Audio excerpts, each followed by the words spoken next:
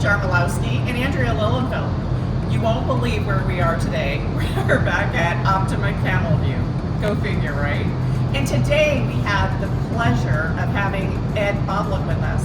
He is collector extraordinaire, and he's offered to take us through a couple of his cars. What are we sitting on right here?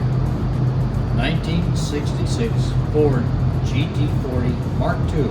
Oh my gosh, it is gorgeous. What can you tell us about it? I can tell you it's a copy or the exact duplicate of a 1966 Ford that beat the Ferraris at Le Mans. Oh my gosh. They finished first, second, third ahead of Enzo Ferrari, and this is the car type of car they used in the movie Ford versus Ferrari. Oh, I saw that movie. That was great. And it's not exactly accurate, but it's fun. It's an entertaining movie. It's a Hollywood version of the real race. So there is a documentary called The 24-Hour War that is the fact about the race in 1966. The movie was based on the documentary. We'll have to check that out. That's awesome. Can you take us on a little tour of the car? Show some of the special features and. The car was hand-built in South Africa by a company called Hillbank for Superformance. A gentleman named John Sadler and two other gentlemen from Cincinnati owned the rights to build the exact car through SAFIR. Okay. That's South African Formula One Racing. He had the race to build just the exact car or close to it. If you read articles on it, about 90% of this car is totally original. They are built, takes 3 months to build one. From the day it starts until it rolls out as a rolling chassis. No engine, no engine, no transaxle, no clutch. They're painted, they've got brakes, they've got the interior, they're all finished except no engine. So they are shipped around the world tax-free. Oh, because they're called a car part. They're not a finished car. So you have the opportunity then to put the Ford engines in them. It'll take a 289, a 302, 351, 427, Roush or Coyote. It'll take about any Ford engine. What do you have? I've got 427 cubes, 650 horsepower. Oh my gosh. Yeah. How fast does it go? 75. You might be a cop, I don't know. Absolutely. Well, my license plate says 207 MPH.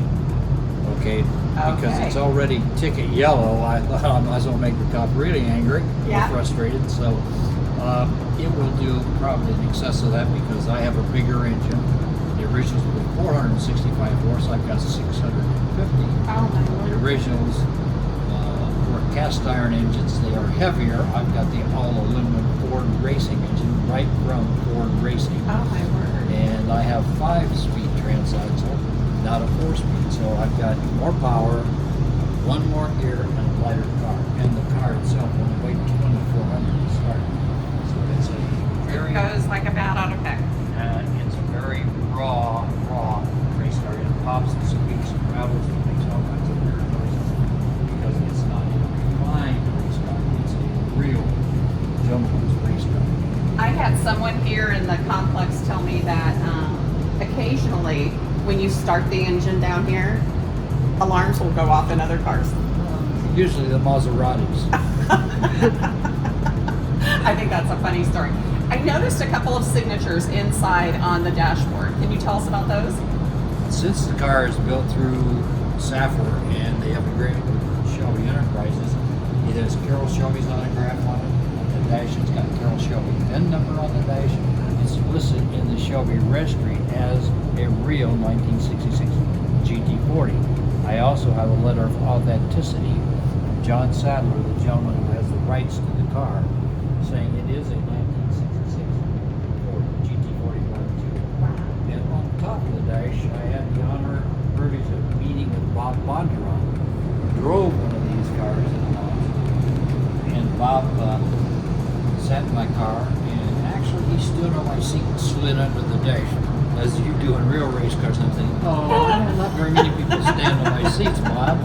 But he was just a real gentleman. I really enjoyed the time I got to spend with him. And he autographed the top of my dash for me. So I have a real Bob Bondurant autograph on my car. That's fantastic. That must kind of up the value a little bit. Well, it should. Collector-wise, I'm sure it does yeah. because Bob was a real race car. He won the World's Manufacturers Championship in 1965 driving a Carroll Shelby Daytona Coupe. Ah, so he was okay. one of the finest, best race car drivers in the world. And his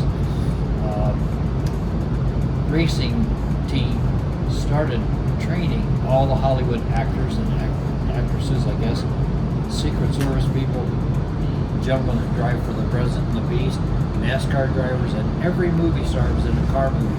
They were trained by Bob. Really? Yes. That's awesome. So yeah, Bob was a real authentic race car driver. That's a real gentleman to me. I spent about 2.5 years visiting him in nursing homes after they used my car at their home for video purposes. That's awesome. Can you share with us what the 75 on the front and back means? Well, that's a blessed story. Yeah. I am married to an angel, and she knows I'm a car guy. So she found this car, brand new, built in 2011, and she gave it to me as a birthday present when I turned 75 years old. So that's there's awesome. the reason for the number. Yeah, that's terrific. Anything else you want to share with us about this vehicle? It's raw. Raw. It's a very raw. Have you taken it out on an open road anywhere and just kind of let it go? No, I'm not allowed to because of the radar.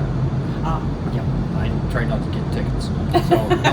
I have driven other race cars. I drove Kevin Harvick's NASCAR around the Nashville Speedway, 28 laps, and I just got to drive because of my wife an F car on the marina track in Abu Dhabi. It's called WAS, Y-A-S. It's the last race of the season for the F1 guys. But she found that Was I that could drive an exhilarating? F car. Oh yeah, drove very much like this car. Oh, yeah. So it was exhilarating to ride on the F1 track in an F car. It was not an F1 car, but it was a design car like an F car. So it raced and ran just like this car. That's awesome. Yeah, it was fun. Thank you, Ed, for taking the time to share with us one of your vehicles. Stay tuned because Ed's going to show us a couple more of his cars throughout the process of this tour that we're doing of vehicles throughout Scottsdale.